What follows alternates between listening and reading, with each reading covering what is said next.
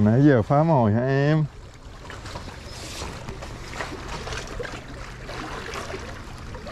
Đó, em phấn đấu dính con này đi.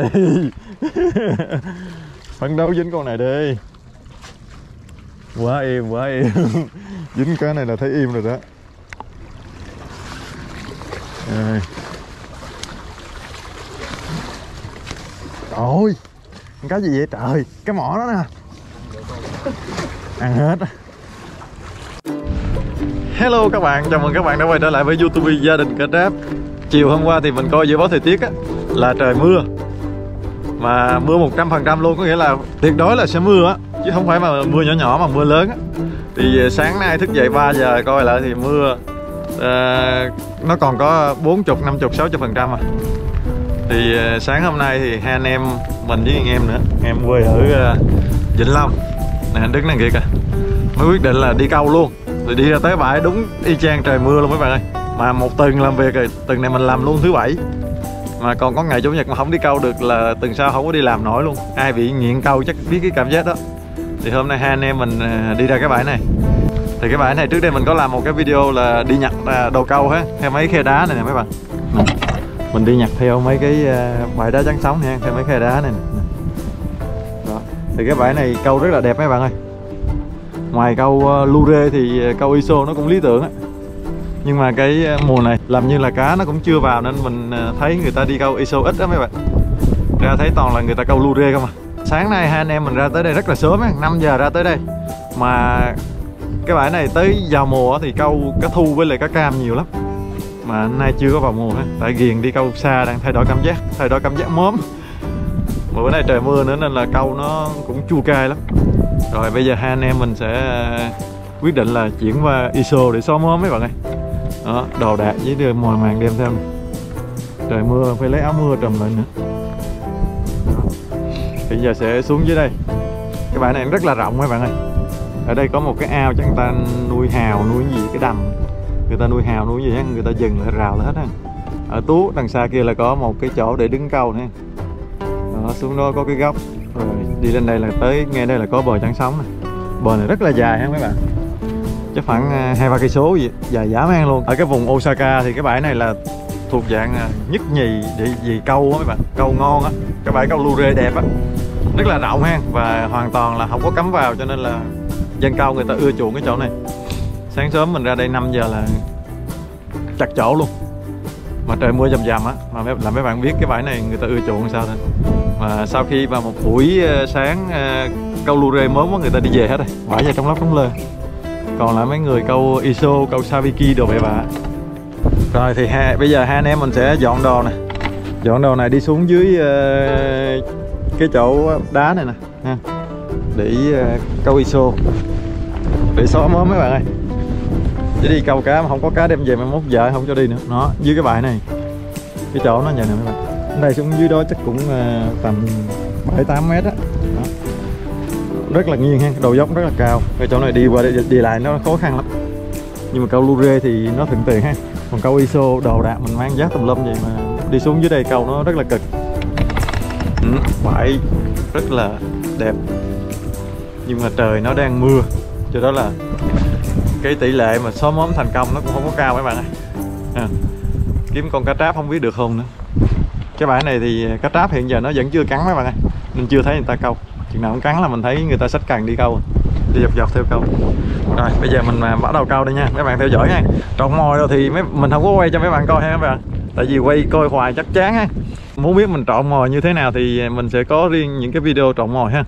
Mấy bạn cứ vào phần danh sách phát rồi vào phần làm mồi thì ở trong đó sẽ có những cái video nói về cách trộn mồi rồi ha.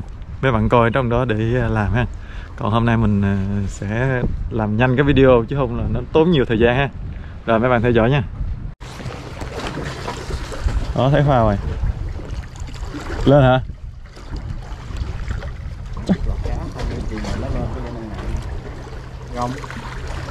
Ui, xóa mớm rồi.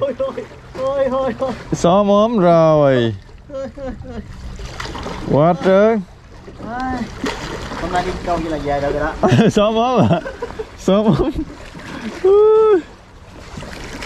Xò móm. Dính quá trời dính hả? Kéo gần chết hả?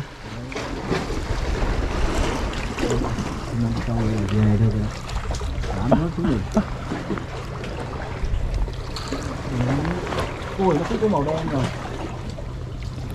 Hay là không phải ở nhỏ con kia mà tại vì Cái loại khác hả? nó không phải là nó vô đây nó sợ ấy, nó đổi màu. Cái con bự chà bá nãy đen rồi nó đổi màu luôn rồi. Nó có cái rồi. Dù đó lạnh đâu quá chứ không có máy sưởi.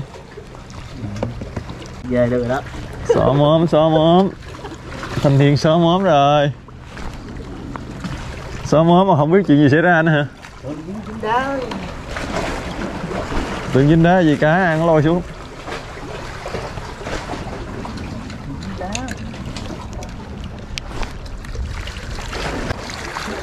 Món quà thì sức lực đâu mà cao.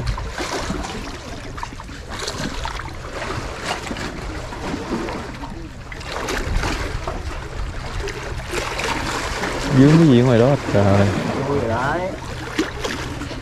Đây.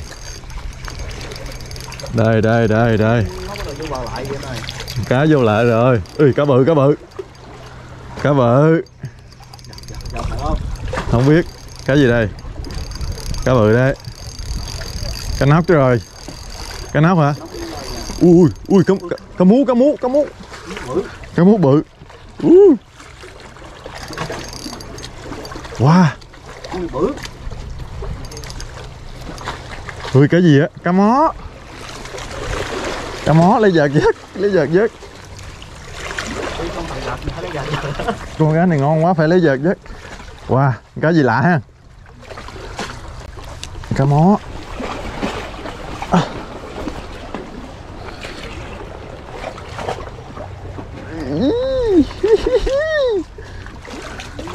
Nãy giờ phá mồi hả em?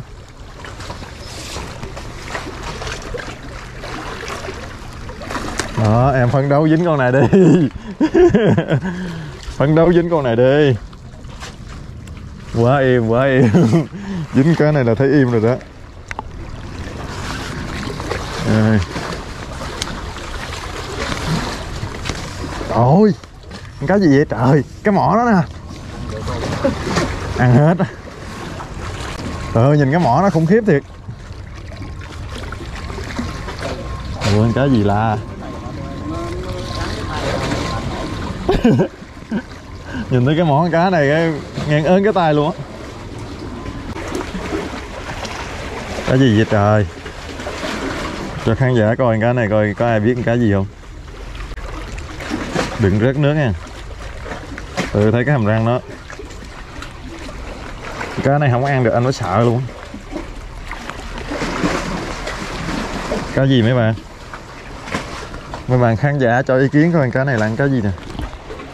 Đấy, cũng bự đấy. Nhìn cái mỏ y như cá heo vậy luôn. Cho vô thùng đi.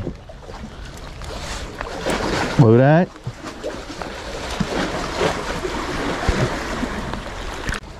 Nước trôi tới đằng kia luôn, không có tin tức gì hết, mất mồi chắc. Thiệt, vãi. Mấy cá này bằng cách nào mà anh đã ăn mồi mà không có tiếng động. Không có nhúc nhích, không có gì hết. Ăn bằng cách nào mà hay. Tức quá gán mồi nhỏ rồi. Kiếm mồi nhỏ gắn vô.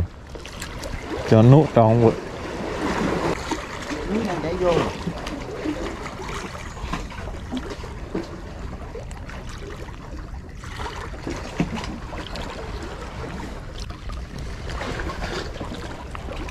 Còn mồi không trời, quăng vậy mất tiêu mồi luôn.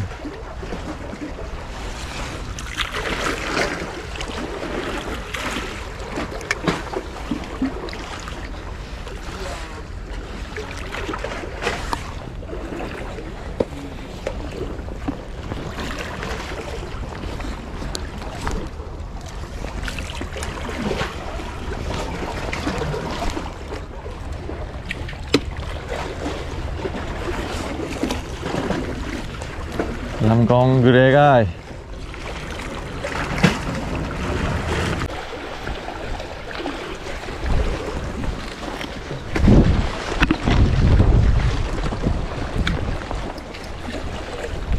Lúa về, lúa về.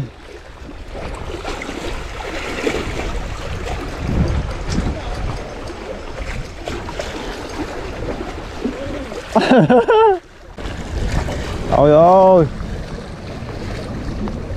một thời gian dài quá trời dài luôn. 2 tiếng đồng hồ mới dính lại.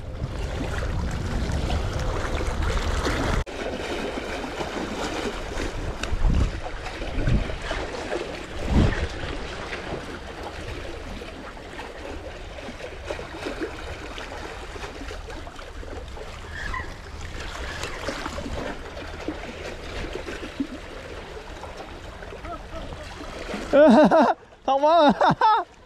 Ôi.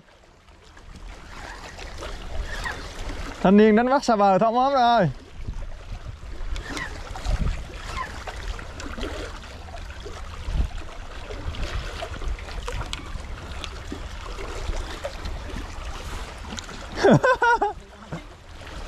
Phải có cảm giác nào mới được hả?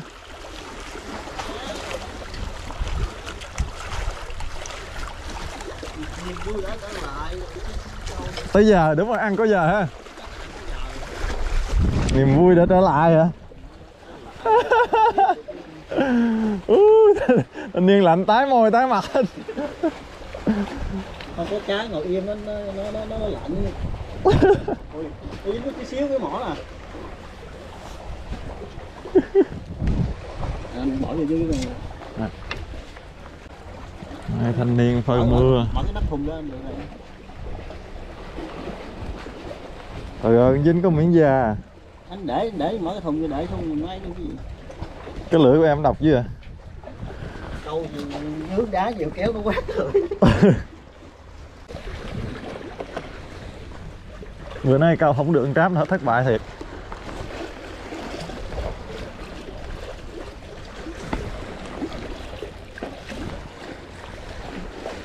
Thất bại quá là thất bại. Kìa, mới vừa chìm xuống kìa. Đây đây. Đây đây đây đây. Đây đây. Trời ơi. Trời ơi.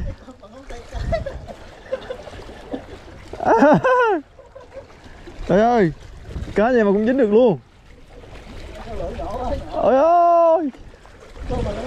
Vô đối luôn. Bằng ngón tay út. À. Bằng ngón tay út chứ không được bằng ngón tay cái nữa. Trời ơi, hoa long quá. Nó ăn một bụng no nê luôn rồi. Tức quá mắt luôn ạ.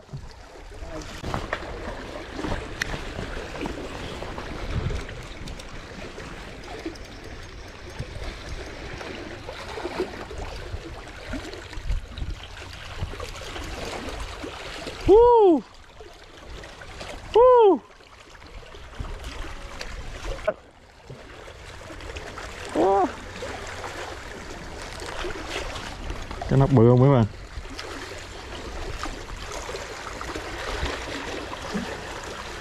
Hên là phát hiện kịp thời chứ không là đứt lưỡi á. Cái này răng bén dã man. Rồi nó ăn một bụng luôn. Ăn một bụng mình.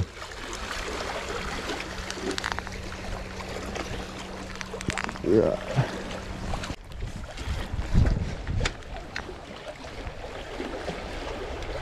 Chịu thua mấy em cá rồi. Cũng cần.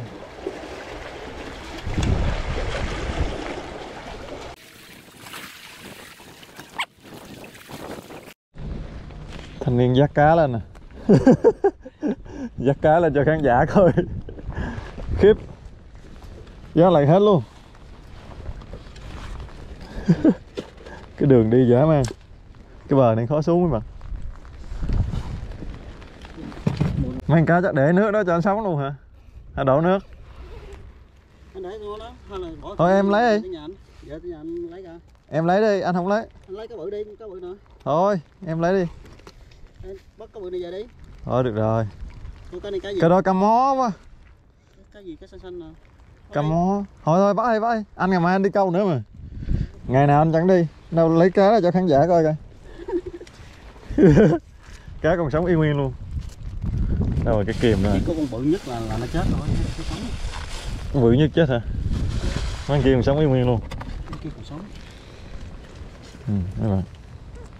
Được mấy con cá mú ta? 2, 4, được 6 con cá mú với con này nè. Con này cá gì không biết luôn nè. Nhìn lạ không? Cá xanh cái gì? Ôi ơi, cá gì giống như cá heo vậy. Y chang cá heo luôn.